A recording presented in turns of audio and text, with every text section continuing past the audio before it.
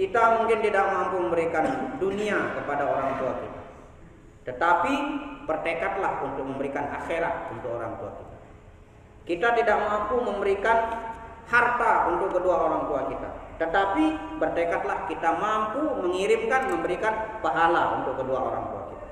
Kita tidak mampu memberikan mereka materi orang tua kita, tetapi bertekadlah untuk membuat mereka bersenang hati besok ketika di akhirat.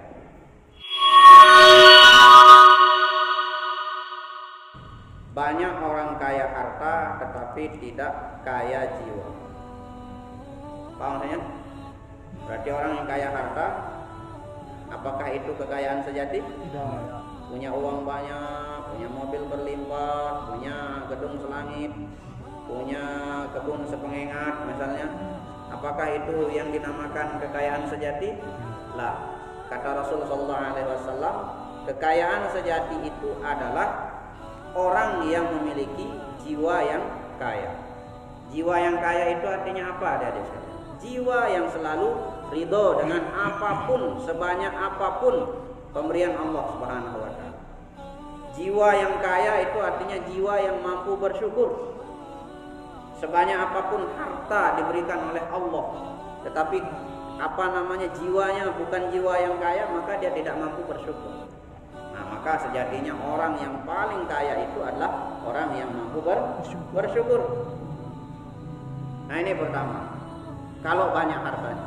Kalaupun hartanya sedikit, tidak punya banyak harta, ya rumahnya biasa-biasa saja, motor mungkin hanya sepeda motor, ya mungkin punyanya, kan? Tetapi kalau dia bersyukur, dia adalah manusia yang paling kaya. Dan orang yang Allah hendaki jadi orang yang baik, maka Allah jadikan dia hamba yang suka bersyukur. Kalau Allah menginginkan orang itu menjadi orang yang baik, Allah jadikan dia hamba yang ridho terhadap segala pemberian Allah Subhanahu wa taala. Nah, ini kuncinya dia. Sering saya bilang sama kalian, letak misalnya makanan itu yang enak, apakah yang mewah-mewah, misalnya daging, lauknya, atau sekedar sambal misalnya. Yang enak itu yang mana? Yang enak itu adalah ketika kita mampu bersyukur. Lauknya ayam, kalau mampu bersyukur, enak, nikmat. Tetapi kalau lauknya ayam, kita tidak syukur, tidak nikmat, tidak bersyukur, tidak nikmat, nggak enak rasanya. Tetapi sekalipun hanya sambal kerong, waduh, kalau bersyukur, lagi bersama orang-orang disayang, ya, orang tua kumpul, lauk seadanya, tetapi bersyukur, wah itu nikmat itu adik-adik sekalian. Jelas ya? Nah, jadi orang yang paling kaya itu adalah orang yang memiliki jiwa yang kaya. Nah, maka ini yang perlu kita tumbuhkan adik-adik sekalian. Apapun pemberian Allah, berapapun misalnya diberikan sama orang tuanya, bersyukur.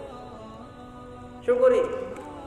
Ya, mungkin ada yang biasanya seminggu dikasih 100.000 belanja. Mungkin seminggu dikasih 100.000. Tiba-tiba Jumat besok datang orang tuanya ngasih hanya 20.000. Syukuri. Karena nilai uang itu tidak dilihat dari 100.000 kah dia atau 20.000 kah dia, tetapi bernilainya uang itu dilihat dari kesyukuran. 100.000 kalau kita pandai bersyukur, bagus.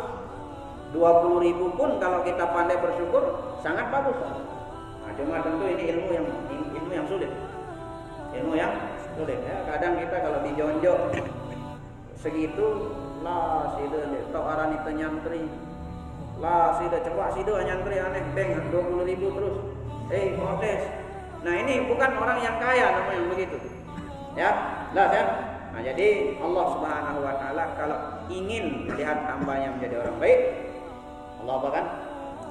Allah jadikan dia hamba yang jiwanya kaya. Jiwa yang kaya. Mudah-mudahan kita termasuk orang yang berjiwa kaya. Makanya tadi syair itu, laisal ghina an kasratil mal. Tidak dinamakan kaya dengan orang yang hartanya berlimpah. Walakinnal ghina ghinan nafsi. Tetapi orang yang benar-benar sebenar-benarnya kaya itu adalah orang yang memiliki jiwa yang kaya. Sekaya apapun orang, kalau tidak bersyukur tetap dia merasa miskin. sekaya apapun. Tetapi kaya bersyukur, itu kebaikan yang luar biasa. Sudah kaya, suka bersyukur, suka sedekah, suka memberi, suka membantu. Itu jarang kita jumpai. Ya, jarang kita jumpai. Ya, mudah-mudahan kita dijadikan orang yang mampu oleh Allah Subhanahu wa taala, kemudian diberikan juga jiwa yang kaya. Nah, jiwa yang kaya ini siapa yang Allah berikan? Apakah hanya orang yang miskin saja, tanda kutip, atau miskin harta maksudnya? Atau orang kaya juga, kaya harta diberikan juga? Dua-duanya. Siapa yang Allah kehendaki pasti. Nah, makanya tadi yang paling bahagia itu ketika dia punya harta ya banyak dan juga ditambah jiwa yang kaya. Itu yang pertama. Yang kedua, Allah jadikan ketakwaan di dalam hati. Kaya harta, kaya jiwa, punya takwa, masya Allah, luar biasa. Ya, dia akan mampu mengarahkan hartanya yang banyak itu pada sesuatu yang diridhai oleh Allah Subhanahu wa taala. Itu kalau orang itu memiliki ketakwaan.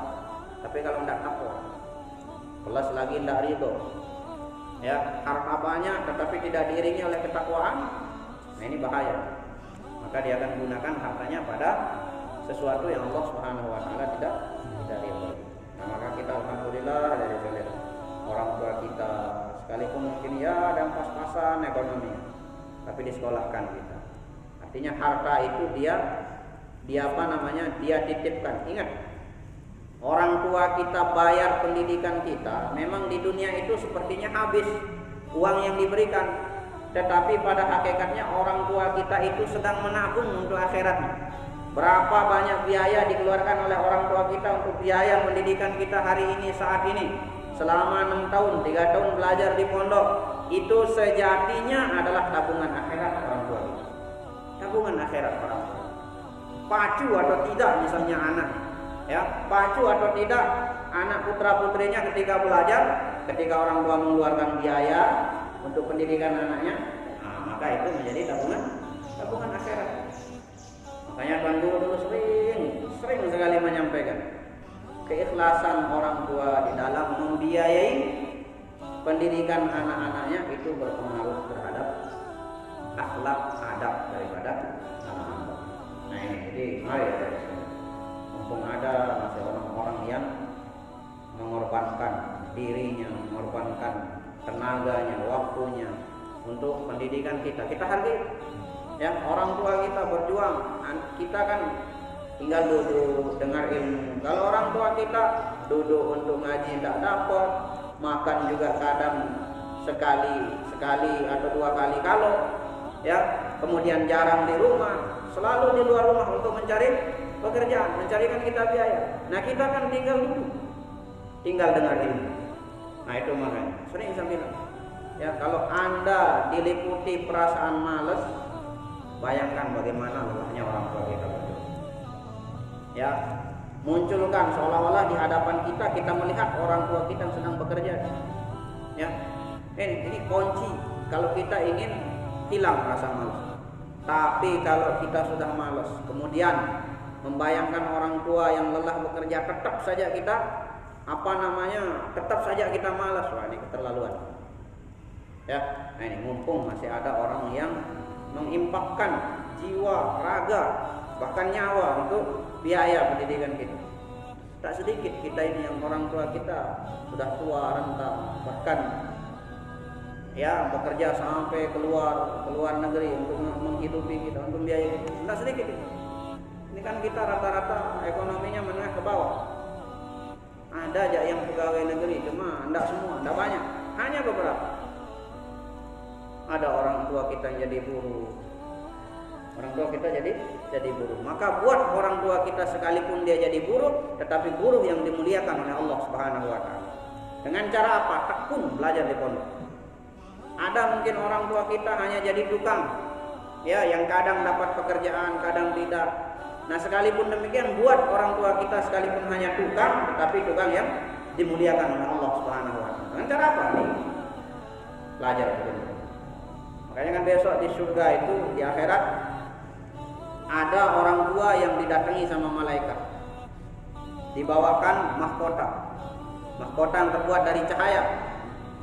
Ya, begitu ketemu orang tua tersebut dikasih sama malaikat, Pak, nih kuben sida. Ini hadiah kepadamu dari Allah Subhanahu wa taala. Saat itu kita sedang takut-takut ada. Tak ada kita memikirkan anak, istri, keluarga, tak ada. Kita pikirkan diri kita sendiri. Selamat atau enggak saya? Sedang takut. Pilihannya hanya dua, surga atau neraka. Hanya itu. Nah, saat-saat sedang takut itu datang malaikat. Ini untuk Pak. Nah, ini untuk. Loh, katanya orang tua itu. Masa kita, loh, Anda kira takut kita. Jangan takut-takuti kita, malaikat. Saya sedang takut ini, jangan jorak-jorak saya. Apa katanya? Benar, sida orang hebek ni. Sida hebek mahkota. Lah, pacuan ndak ke olok itu. Jangan olok kita. Sida orang hebek ni katanya malaikat meyakinkan. Lalu orang tua jawab apa? Saya tidak pantas, tidak cocok mendapatkan penghargaan, kemuliaan seperti ini. Itu kata orang tua tersebut. Kenapa? Karena amal saya di dunia itu biasa-biasa saja. Sholat sunnah kadang-kadang, ya alhamdulillah kalau sholat wajib tetap saya sholat. Cuma kalau amal-amalan sunnah saya bisa dikatakan jarang sekali bisa bersedekah. Saya jarang sekali bisa sholat tahajud misalnya dan sebagainya. Lalu malaikat mengatakan, sekali lagi mengatakan, sida sudah yang punya. Lalu orang tua tanya, dari mana saya dapat? Kok Allah Subhanahu wa taala memberikan saya mahkota sebagai penghargaan seperti ini? Oh, katanya malaikat, ini berkat anak sida yang rajin, yang pacu, yang tekun belajar ketika dia berada di pondok. Sida mungkin di rumah jarang sholat sunnah, jarang dapat sedekah, tapi anak sida di pondok dia tekun tahajud, dia tekun menghafal, dia rajin belajar, dia rajin baca Quran. Berkat ketekunan anak sida diberikan penghargaan oleh Allah Subhanahu wa taala. Siapa yang tidak bangga? Coba. Orang tuanya dipertontonkan di hadapan seluruh manusia dengan mahkota di atas kepala. Siapa kita tidak bangga? Coba. Nah, siapa kita tidak bangga? Sedangkan orang tua kita jadi petugas Jumat saja kalau disebut diumumkan bangga kita rasanya. Ya kan? Apalagi ini yang umumkan Allah Subhanahu wa taala. Yang pajang orang tua kita Allah Subhanahu wa taala. Dipertontonkan sebagai contoh. Nih loh, nih lihat nih. Ini orang tua yang anaknya hebat. Ini orang tua yang anaknya tekun. Ini orang tua yang anaknya rajin beribadah. Sehingga dipersembahkan mahkota untuk kedua orang. Siapa kita yang? Nah, siapa kita? Siapa kita lagi? Nih, kita ini adik-adik sekalian, berkat kita, orang tua kita seperti itu. Nah, maka itu, ya. Kita mungkin tidak mampu memberikan dunia kepada orang tua kita, tetapi bertekadlah untuk memberikan akhirat untuk orang tua kita. Kita tidak mampu memberikan harta untuk kedua orang tua kita, tetapi bertekadlah kita mampu mengirimkan, memberikan pahala untuk kedua orang tua kita. Kita tidak mampu memberikan mereka materi orang tua kita, tetapi bertekadlah untuk membuat mereka bersenang hati besok ketika di akhirat. Sekarang kita tidak bisa memberikan uang, tapi besok kiriman terus banyak untuk orang tua. Berkata apa? Kalau kita tekun. Makanya tekunnya Anda di pondok ini bukan hanya untuk Anda, tapi untuk orang tua. Paham ya? Ya, kita doakan mudah-mudahan orang tua kita masih hidup, diberikan kesehatan, kekuatan oleh Allah Subhanahu wa taala, kuat iman dan takwa. Kemudian yang sudah meninggal kita doakan mudah-mudahan setiap amalan yang kita lakukan di pondok ini, kebaikan-kebaikan yang kita lakukan di pondok ini, mudah-mudahan terus dikirimkan untuk kedua orang tua, ibu kita, bapak kita semuanya. Ya, mudah-mudahan. Ya, sebenarnya walaupun tanpa kita mudah-mudahan kan, ya, tanpa kita niatkan untuk kedua orang tua kita, kalau kita melakukan satu kebaikan otomatis akan menjadi akan terkirim kepada kedua orang tua. Otomatis. Walaupun tanpa kita niatkan. Cuma alangkah lebih baiknya kalau tetap kita niatkan, tetap kita doakan. Ya. Lanjut. Wa idza aradallahu bi'abdin syarran ja'ala faqrahu baina 'ainaihi. Kemudian kalau Allah menginginkan seorang hamba itu menjadi hamba yang tidak baik, maka Allah buat dia menjadi hamba yang tidak bisa bersyukur. Kaya dia, banyak hartanya, banyak pokoknya dia memiliki harta, tetapi dia tidak pernah ridho, dia tidak pernah bersyukur, maka itu manusia yang paling buruk. Kita latih hati kita ini untuk selalu ridho dengan apapun pemberian Allah Subhanahu wa taala. Nah, karena tadi ketika Allah Subhanahu wa taala menginginkan kita menjadi orang baik, Allah masukkan tuh sifat ridho di dalam diri. Rasa ridho di dalam diri. Nah, cuma ini harus dilatih.